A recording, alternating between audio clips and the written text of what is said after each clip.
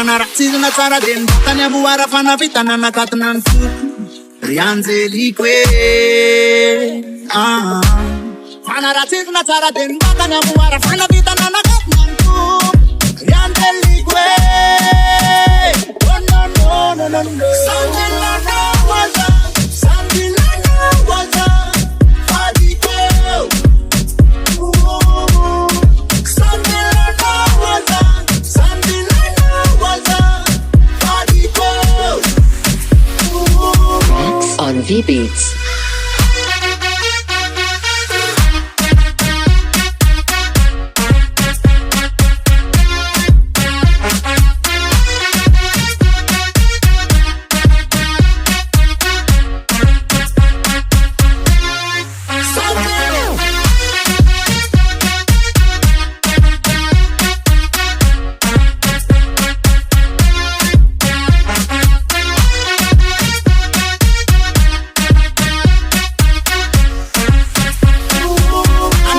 Nanyaka sedama ebatsina sakana tsigaro ipangaro karana aptanga na pavali koma bempanya tsaka tsibadisinari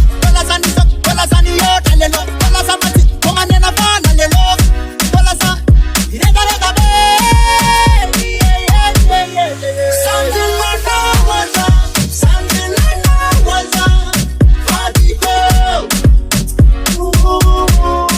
something like that was something like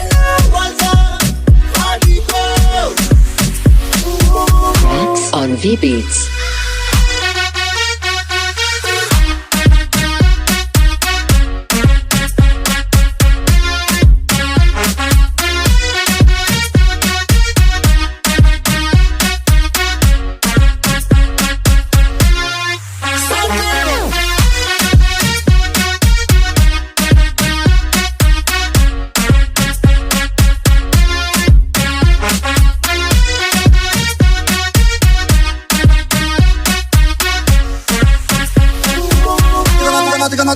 Tigano matuza bona mina no rabia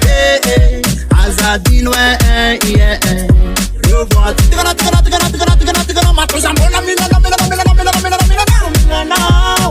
yeah fanaratsizina tsara de batany amboara fanavitana nakatona ny foko ry Angelique fanaratsizina tsara de batany amboara fanavitana nakatona ny foko ry Angelique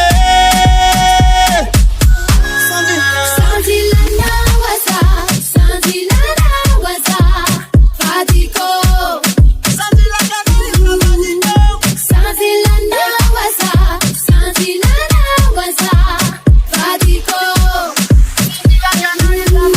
on V-Beats.